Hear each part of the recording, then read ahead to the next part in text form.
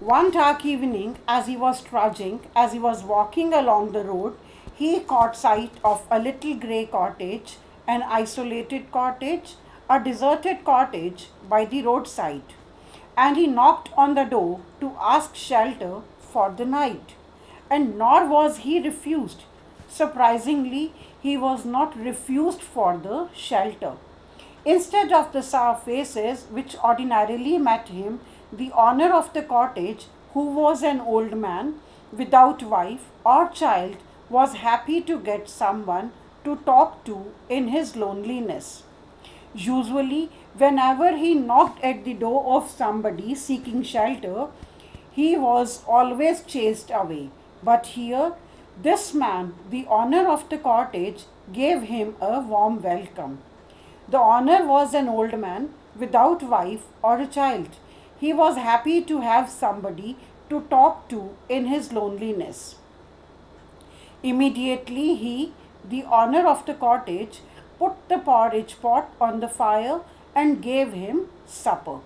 So the owner of the cottage made arrangements for his dinner.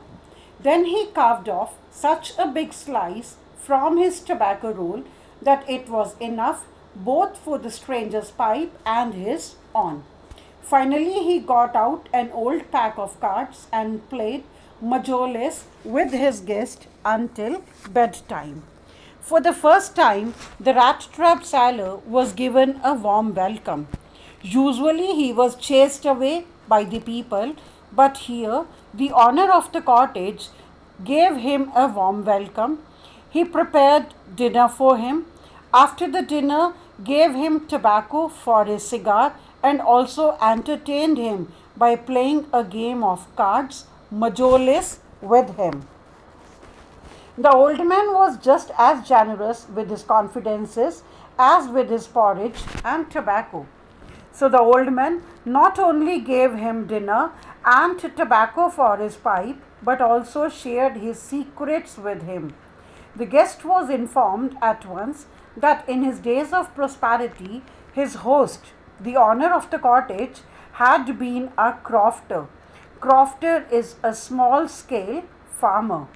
He informed that once he was a crofter at Ramseo Ironworks and had worked on the land. But now he was no longer able to do day labor, so it was his cow which supported him. Yes, that Bossy, the cow, it was extraordinary. She could give him milk for the creamery every day, and last month he had received all of 30 kronos in payment. So, the owner of the cottage shared his business secrets also. He told him that once he used to work on the farms at Ramseo Iron Mills, but now he had grown old, so he had kept a cow. And the cow was extraordinary. It was the cow which supported him. It gave him milk for the creamery every day. And only last month he received 30 kronos in payment. The stranger must have seemed incredulous. The stranger seemed not to believe him, for the old man got up and went to the window.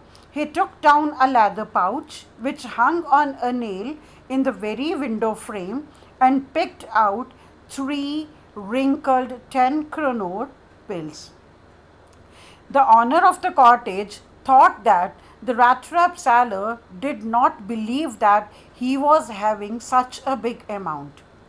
He got up, went to the window, took down a leather pouch which was hanging on a nail in the window frame. He picked out 3 wrinkled 10 kronor bills.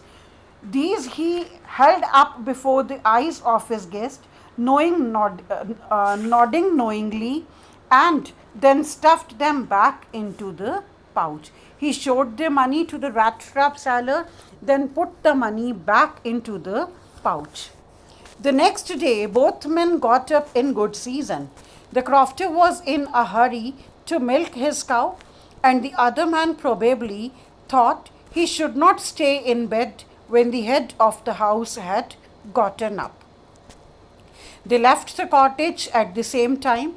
The crofter locked the door and put the key in his pocket. And the man with the rat traps said goodbye and thank you, and thereupon each, the rat trap seller and the owner of the cottage, went his own way. But half an hour later, the rat trap peddler stood again before the door. This time he didn't try to get inside. He only went up to the window, smashed, broke a pane stuck in his hand. He put his hand inside the window, got hold of the pouch with the 30 kroner. He took the money and put the money into his pocket. Then he hung the leather pouch very carefully back in its place and went away. As he walked along with the money in his pocket, he felt quite pleased with his smartness. He was very happy with his wit that he had made an easy money. He realized, of course, that at first he dared not continue on the public highway, but must turn off the road into the woods. Now, with cash in his pocket, he decided that he should not walk on the public highway. Instead, he should make his way through the woods. Now, during the first hours, this caused him no difficulty. Walking through the woods was pleasant during the first hours only. But later in the day, it became worse, for it was a big and a confusing forest which he had gotten into. He tried to be sure to walk in a definite direction, but the paths twisted back and forth so strangely. Although he tried his best to walk in a definite direction, but the paths twisted back and forth so strangely. He walked and walked without coming to an end of the wood, and finally he realized that he had only been walking around in the same part of the forest. He tried his best to walk in a definite direction, but he realized that he was only walking and walking in the same part of the forest. All at once he recalled his thoughts about the world and the rat trap. It was at this point of time that he recalled his thoughts about the world being a rat trap. He always believed that the world with its material comforts was always a trap. Now his own turn had come. Today it was his turn to get trapped in this snare. He had let himself be fooled by a bait. Bait here is the 30 kroner amount. So he had let himself be fooled by a bait and had been caught. The whole forest with its trunks and branches, its thickets. Thickets are the dense groups of bushes. So the forest with its trunks and branches, its thickets and fallen logs, it closed in upon him like an impenetrable, which is impossible to go through. So it appeared like an impenetrable prison from which he could never escape. It was late in December. Darkness was already descending over the forest. Now this darkness increased the danger, and it increased also his gloom and despair. Finally he saw no way out, and he sank down on the ground, tired to death, thinking that his last moment had come. But just as he laid his head on the ground, he heard a sound. It was a hard, regular, thumping sound.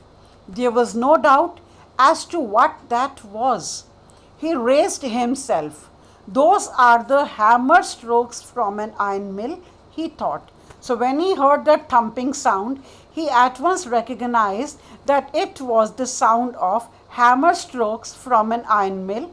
There must be people nearby. So he summoned. He gathered all his strength, got up and staggered, moved with difficulty in the direction of the sound. So as soon as he heard the sound of the hammer strokes, he started walking in the direction of the sound.